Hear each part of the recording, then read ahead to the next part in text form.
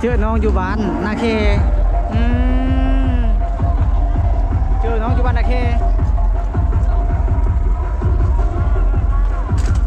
หมู่ของเจ้าได้สักปะหมู่ของเจ้าได้อยู่บ้านใดบ้านอาจารย์บ้านอาจารย์โอ้สาวบ้านอาจารย์ทั้งหลายเลยเนาะหลายอีหลีมื้อหน้าเนี่ยไปคอยเบิ่งเอามาจากคนนี่มาหลายคนโอ้มาหลายคนสำคัญที่สุดมานำมานำหมู่มานำอายเนาะอายใหญ่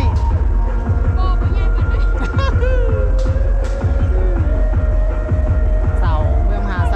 สาวนาจารย์จะเจอน้องๆอยู่ที่บ้านนักเคมันกับผมเลย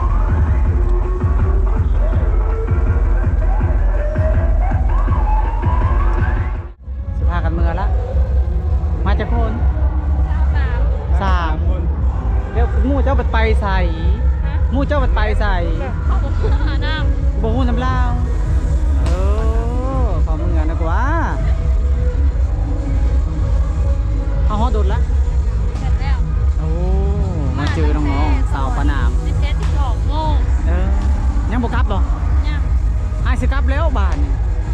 กลับไว้แท้กลับไว้แล้วบ่เจอผู้สาวแล้วจะกลับแล้วบ้านนี้เดี๋ยวมาน้ำพอกน้ำเพลนโมเมนต์บ่สิเจ้า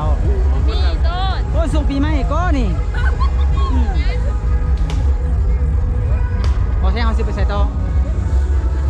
ไปเข้าวงไปคอยเบิ่งบ่เจ้าไปซื้อน้องสาวอย่างแล้วไอ้ายบ่จื้อเด้ดาวน้องดาวดาวอยู่เทิงฟ้าเจ้าได้สักนุ่นเอาเคยเห็นครั้งที่ 2เนาะโอเคเดี๋ยวเรามานะพ่อทำแฟนแล้วบาทนี่วิสงการอะไรกันแล้วล่ะสุเจ้านี่จังเลย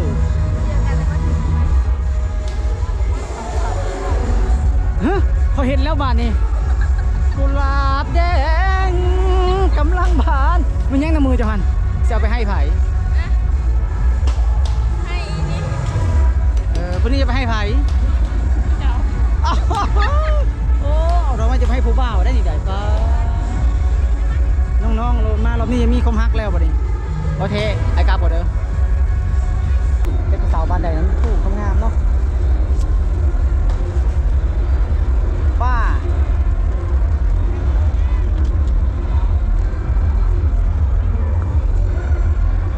ตำทางสลายน้องๆเพิ่งจะลัดตำทางสลายตะบนเลยตอนขามาเห็นอยู่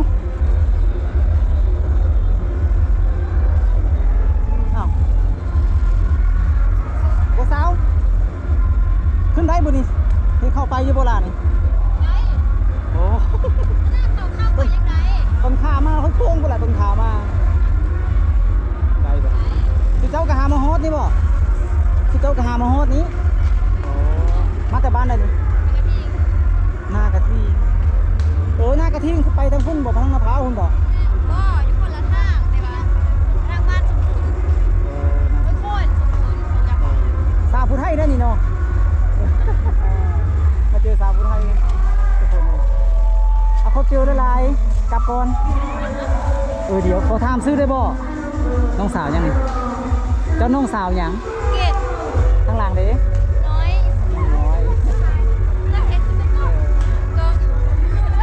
เอาเขาเจอได้ไรเด้อเขาเจอสิกับหน้ากายพูดอันนี้กะ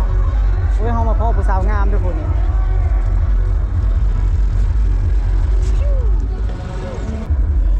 กลับละยังโอ้ยพูนตบแล้วผู้สาวโอเคยังเพิ่งครับมาคอยเบิ่งรถต่ออ๋อเย็นมากสิกลับแล้วเอากลับก็เด้อเอาไปเด้อ